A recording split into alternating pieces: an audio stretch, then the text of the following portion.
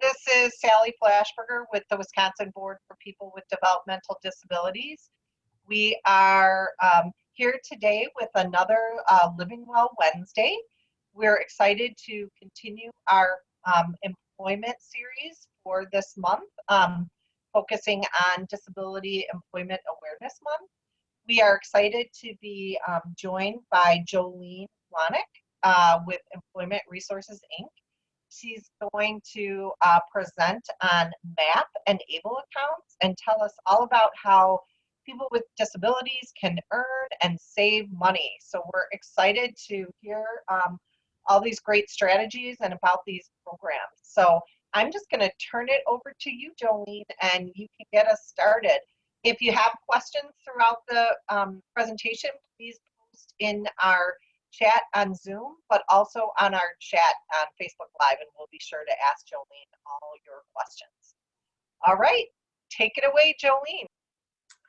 All right, thank you for having me today. I'm going to spend some time just chatting about a couple different ways for folks who are working and wanting to save a little money, some different things that can be tapped into. So, little background is that just so folks know, I'm a benefits counselor as well as an employment specialist for a company called Employment Resources. So get to see both sides of the employment and the benefits and how that changes someone's financial outlook and what does that mean when you suddenly have all that extra income, where do you put it, not screw up the benefits, all of those things. And so what we've found over the course of the years is that there's some really great ways to help save some of that extra income, and we're going to spend some time talking about two of those ways today and how they can actually work together sometimes.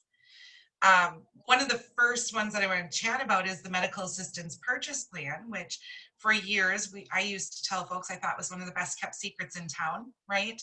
The Medical Assistance Purchase Plan is also known as MAPP. It's a way in the state of Wisconsin for individuals who have higher income, higher assets, resources, to be able to tap into a Medicaid program for their health insurance.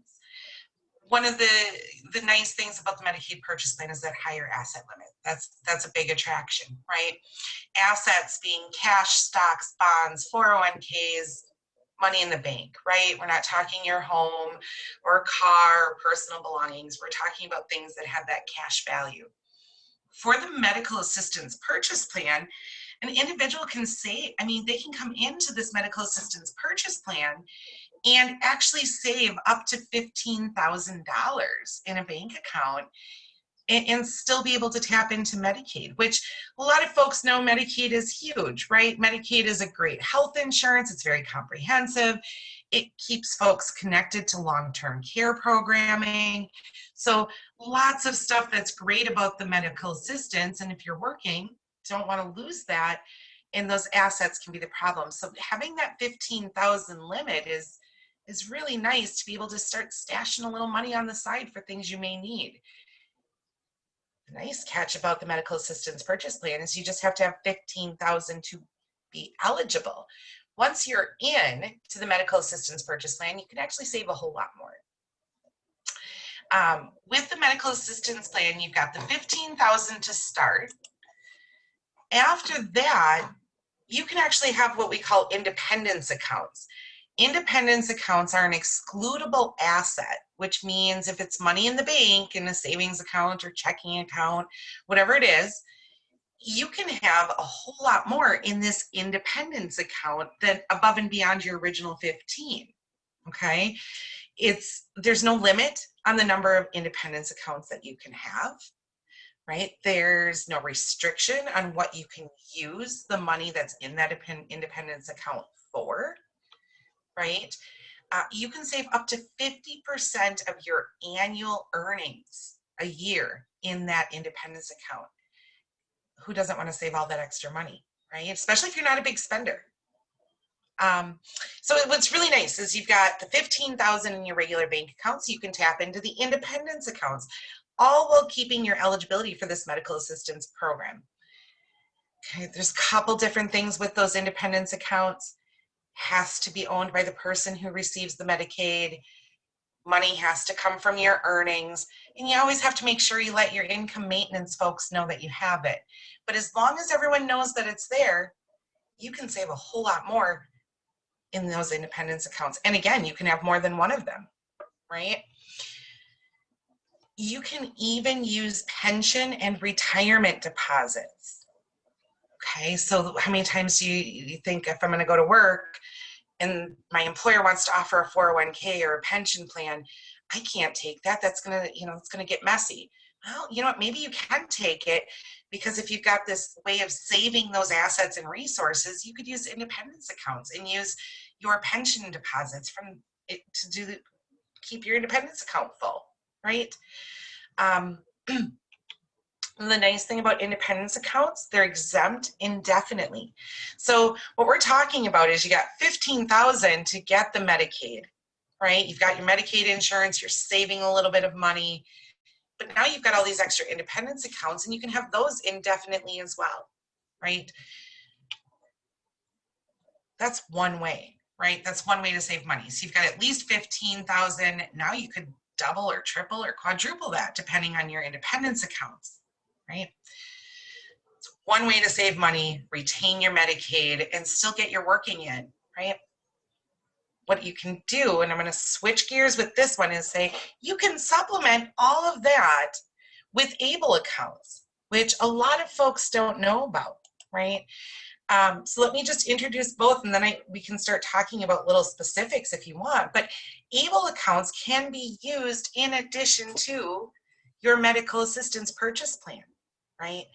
So ABLE accounts stands for Achieving a Better Life Experience. They're tax-advantaged savings accounts. I get kind of excited talking about this stuff because what a great way to save money, right? They're tax-advantaged savings accounts. You can put any income you want into that ABLE account, and it does not count as an asset or a resource for any of your benefits, right? What a great place to put money. Also a really well-kept secret, because ABLE's pretty new. It's only about 6 or 7 years old right now. And so sometimes a lot of folks don't know that this is a great way to save money. The catch with ABLE accounts is that the state of Wisconsin does not have one. So why would we talk about it? Because it is a federal legislation. It's a federal act, which means you can utilize these ABLE accounts. You just have to enroll in one that's offered by another state, okay? You can go out of state to do this. It's all online banking, depositing, withdrawing, okay? The limits to this, and I don't want folks to hear limits and think you can't go above it, but you can put in, for the state of Wisconsin, you can put in up to $15,000 a year, and you can have up to $100,000 before it would affect supplemental security income, right? That doesn't mean, if you're not worried about the supplemental security income and you're just looking at assets, you could go over that 100,000, right? ABLE accounts are very similar to the independence accounts, and it doesn't matter what you spend the money on, right? It just has to be what folks would call an eligible expense, right? Eligible expenses are not, my fun one is to say to folks, it's not a candy bar and a soda at the grocery store. That's not an eligible expense. But anything you want to spend that on to help you stay independent in your community, help yourself stay working, all of those things are considered eligible expenses, and you can use the money in that ABLE account for any of that, right? Okay, so what a great way to do this, right? Sometimes folks say, well, how do I know if I'm eligible? How do I know if I can tap into it? The catch with ABLE is you have to have a disability determination that existed before the age of 26. That's the big catch, right? One of the things is I was thinking about talking about this and being asked to come in and talk about MAPP and ABLE is really about the amount of savings and how these two overlap, right? So many folks want to go to work, they want to save money, you want to save for a new car, you want to save for a new house. All those things that you might be limited before, but if you use the MAPP program, plus you add ABLE, the savings limits are almost indefinite, right? You can save as much as you possibly could think of and still be able to work, still know you have health insurance, still know that you're creating that buffer, that cushion, right? So an example that I was chatting with some folks about is that I recently worked with a young lady who, for a lot of reasons, she's working full time. She's not a big spender, so she wants to put a little money aside. She got an inheritance when one of her grandparents passed away, right? All of this stuff, and suddenly she's looking at, I'm afraid I'm going to mess this all up. Where do I put all of this money? Because I don't want to go out and waste it, right? Who wants to go just buy a new TV for the heck of it, right? Maybe you need one, but if you don't need one, why spend the money on it? So this lady came to me and said, what do I do here? Where do we go with this? We were able to figure out ways to align her to get the medical assistance purchase plan to help keep her insurance and her long-term care services because she needed those. But she was able to do $15,000 in her bank account. She was able to open a couple independence accounts, which allowed her to have, another $15,000. She had about $15,000 in those. She was able to use the ABLE account, which she put money into that. She was able to use that spread of overlapping her MAPP account, her independence accounts, and her ABLE account that she comfortably had just over $100,000 amongst all three of those accounts. A couple months later, she called me and she said, I've been thinking, I want to buy a house. How's that going to, can I do that? Like, I've got enough money in savings now. Can I do that? What a great feeling to say, absolutely. And you've saved enough that you can do that, right? And that's just one example, right? That's just one example of where you can go to that high end and save for something like buying a house, right? Coming back to, and I actually can see the chat, folks. I can see the chat in Zoom at least, and I see that there was a link added for the medical assistance purchase plan. So let's kind of come back here and say that we added a couple links for the medical assistance purchase plan. And the catch there is it's a really nice, those are two really nice websites that you can log on. They're Department of Health Services for Wisconsin websites, but they outline what the Medicaid purchase plan is, how to tap into it, how to get through to that. And then there's actually just a flyer that's, medical assistance tidbits, right? I can tell folks that most of the time with the medical assistance purchase plan, if you're working, have a disability determination on file, you can contact your income maintenance consortium, right? Which is the folks you would call for any of your, your health insurance, like, Badger Care, Medicaid, all of that stuff, food share, those same company, same place that you're going to want to go. You can call your income maintenance consortium. One of the other great places to tap into this medical assistance purchase plan, how do I get to it? What does it mean? How does it work for me? Couple other options. You can contact folks at the Aging and Disability Resource Center. All Aging and Disability Resource Centers have individuals at them that are familiar with the MAPP program, how to get in, how to apply, and how to utilize that program to your advantage so that you can maintain your health insurance, stay working, and save too, right? The other thing is if you don't already have a benefits counselor that you've worked with, it's a great time to go to your benefits counselor to say, hey, I really want to start looking at saving some money, and what do I do, right? So a couple different ways. You'll be able to find those connections on those websites that are shared in the chat. So you can go that route, you can connect, say, how is this going to work for me? But I will tell folks, in case I haven't seen it, in case questions come up, there is a cost to the medical assistance purchase plan. It is an insurance. There are premiums, right? So you do have to pay something like most insurances.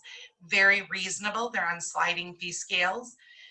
In the whole scheme of insurances, it's pretty darn cheap, comparatively speaking. Okay, so that's the MAPP stuff, right? You go there, you can kind of look at different things to tap into. The other thing is then we get with the ABLE. How do I get to ABLE accounts? Like, this all sounds great, but how do I get to it? How do I figure out what it is?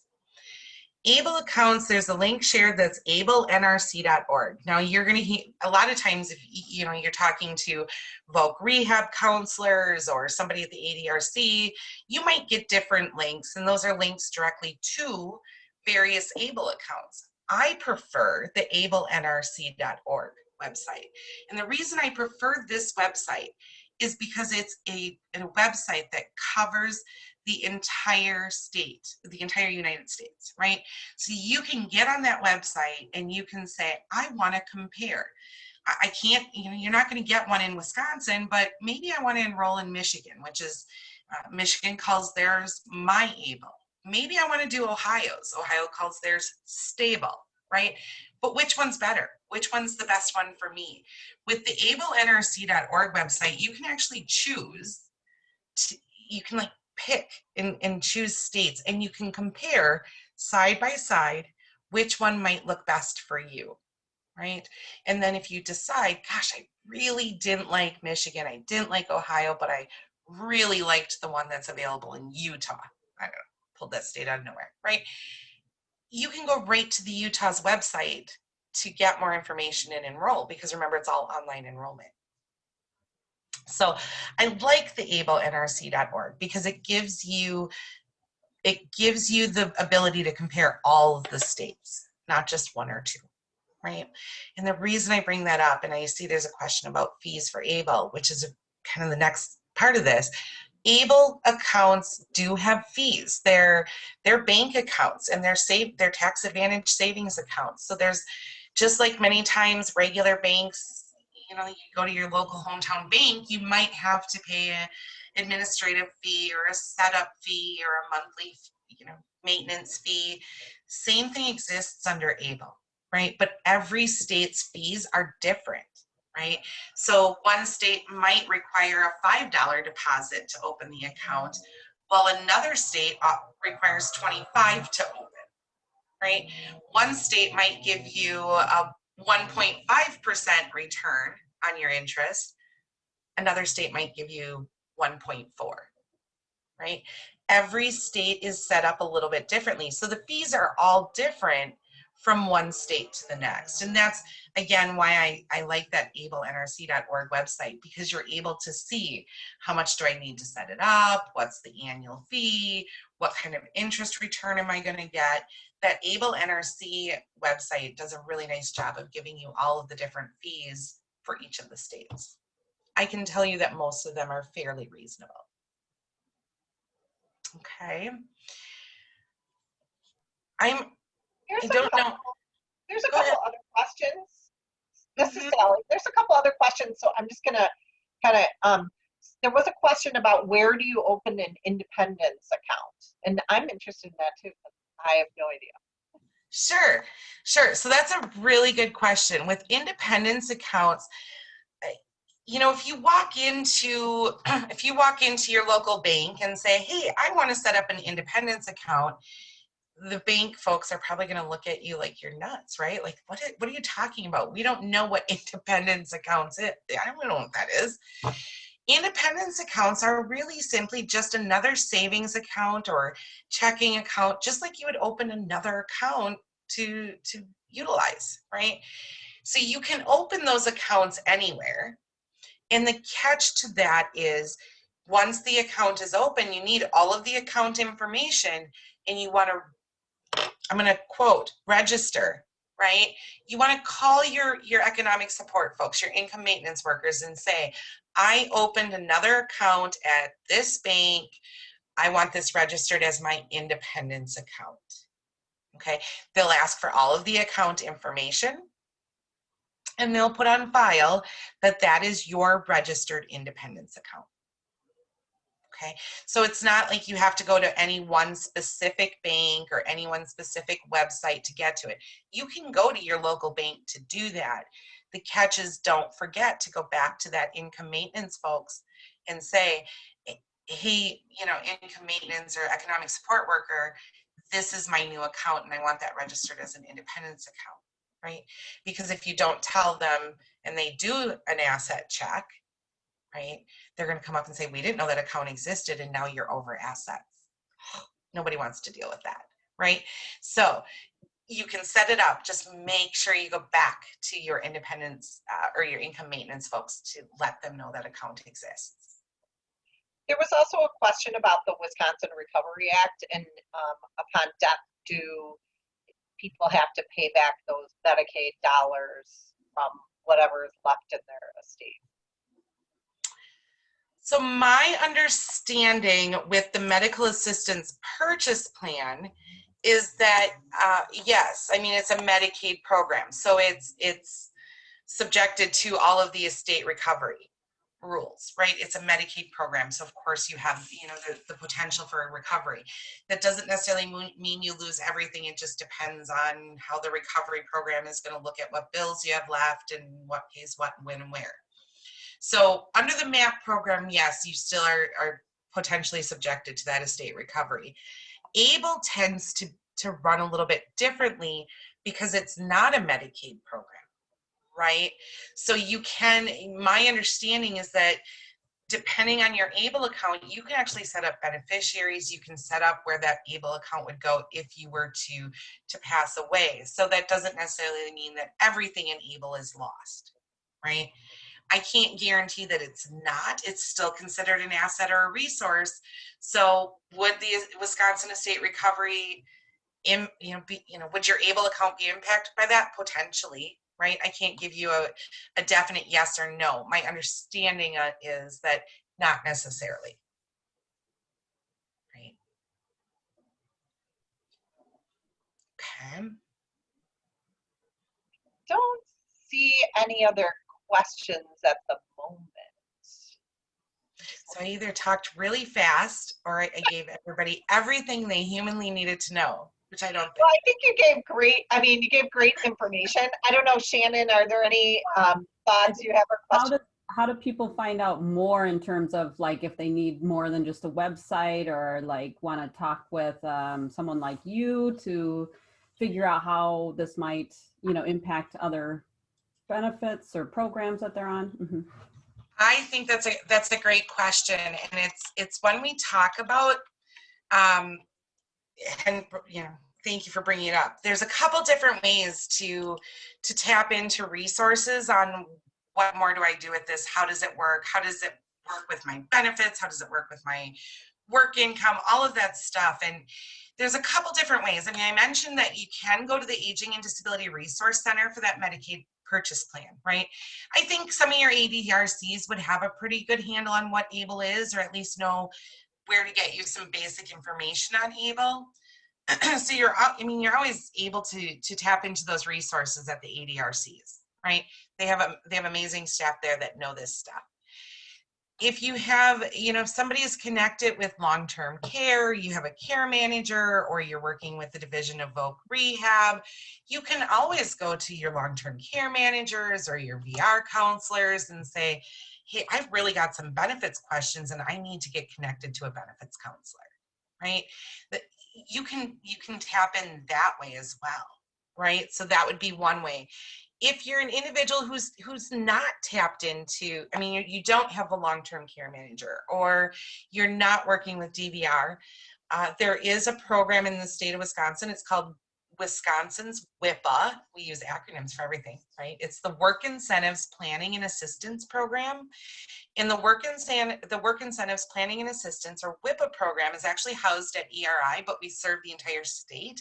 And it's free of cost. You can contact the WIPA program just to get some basic information and resources, right? They're also a great way to tap in to more in-depth benefits counseling if you decide you need it.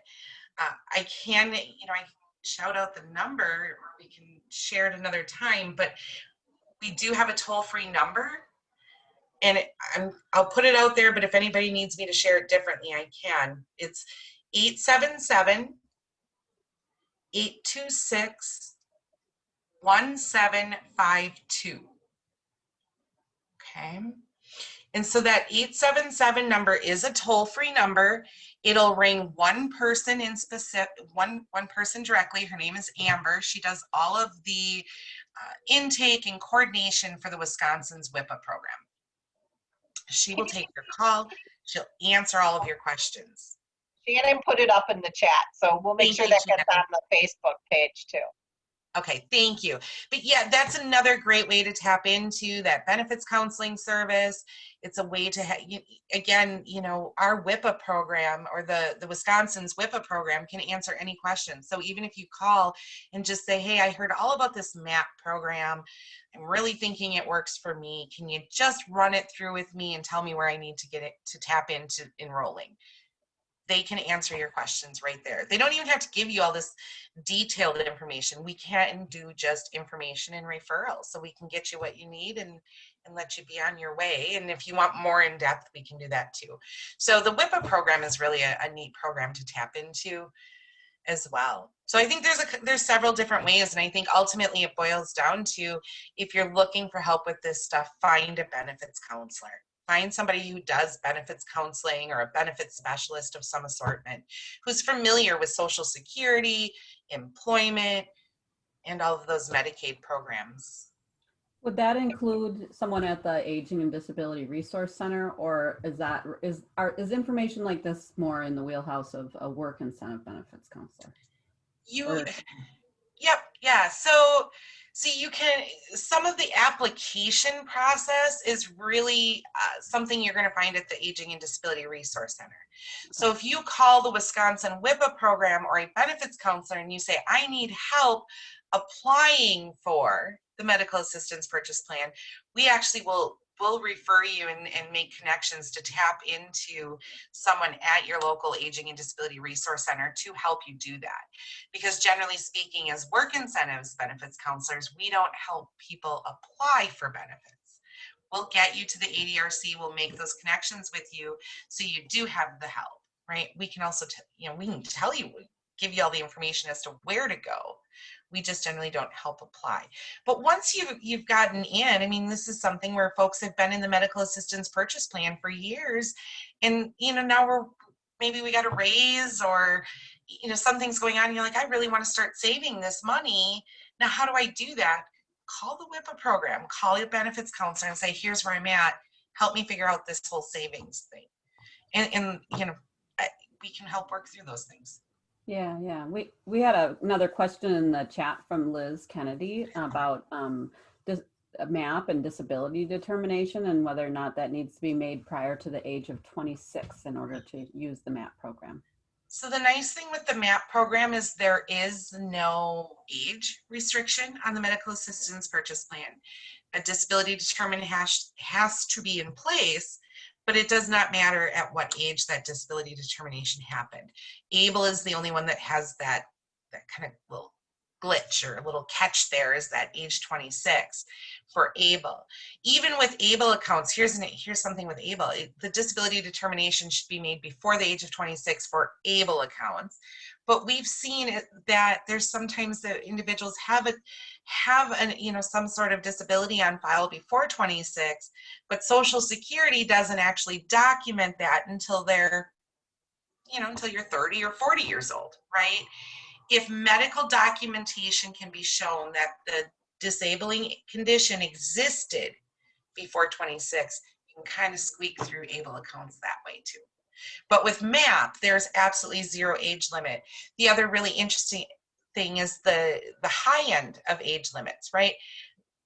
I actually worked with a gentleman about 2 years ago who was 71 years old, and he was still using the Medical Assistance Purchase Plan.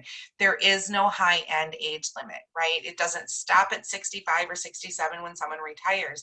They can keep using that, and actually ABLE is the same way too. But you can use those accounts well beyond your retirement age.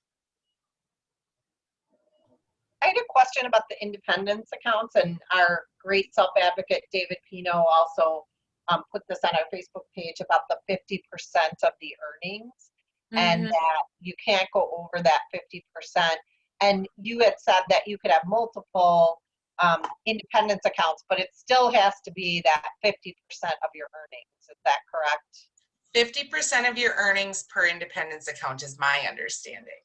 So if you had 2 independence accounts, you can, so there's a limit to what you can put in. It has to be that 50% of your earnings, but that's per independence account, right? So there's the potential that you could have 2 independence accounts and do 50% in each one.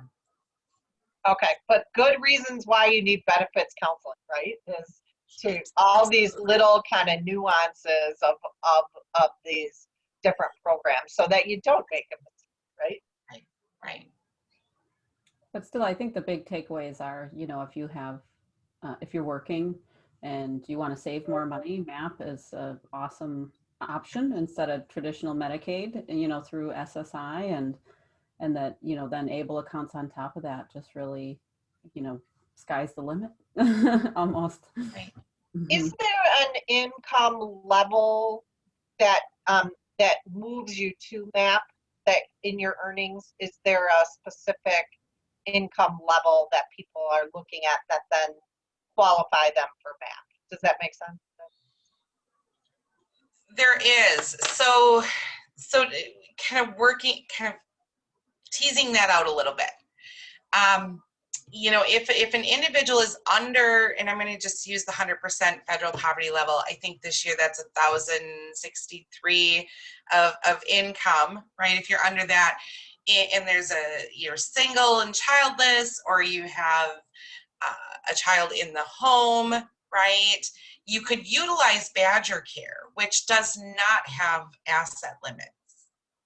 Okay, so I think what happens is when you start getting over that poverty, that 100% of the federal poverty level, right? If you're over that where you can't tap into Badger Care, right? Then, you know, you could start looking at the medical assistance purchase plan, right? I mean, part of me says if you're under that income level, why not tap into Badger Care? There's no asset limit there at all, right? But above that, if you get into the medical assistance purchase plan, again, the sky is the limit. What it is that the more income you have, the higher your premium for the medical assistance purchase plan might be, right? But again, remember in the beginning, I said MAPP is extremely reasonable and they are sliding fee scaled, right? So all premiums for the medical assistance purchase plans start at $25. Like everybody has a base premium of $25. And then it goes up. As your income goes up, your premium goes up, but it's not dollar for dollar, right? The state of Wisconsin provides several different credits for what we call medical remedial expenses. So the fact that you might be paying for your Medicare, or you might have an ongoing medical expense, or you're having to pay for some impairment related work expenses.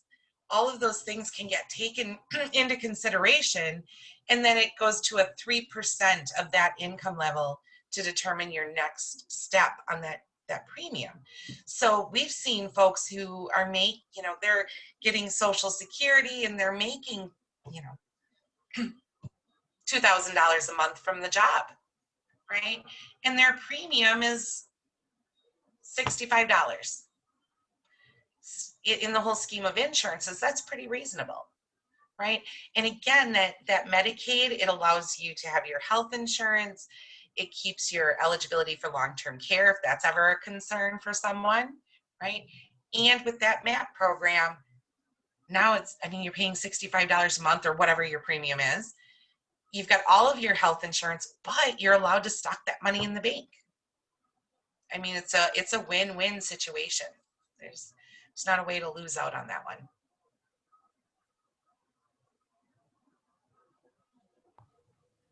Awesome. Is there any more questions in the Facebook chat, Sally?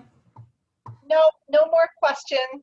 I think you were so thorough. You answered everybody's questions, which is always a great thing. Well, in complete and total honesty, I would, if anybody has any questions or concerns or thoughts or ideas after this, I mean, always feel free to reach out to myself or to our Wisconsin WIPA program, and certainly will help folks answer those questions. Excellent. That's great. Thank you so much, Jolene. We really appreciate you being here. We will be doing another employment-related presentation next Wednesday, same time, same place as usual. Next week, we're going to be talking about transition and DVR, and we'll have 2 experts with us next week. So we look forward to having you here next week also. Awesome. Thank you.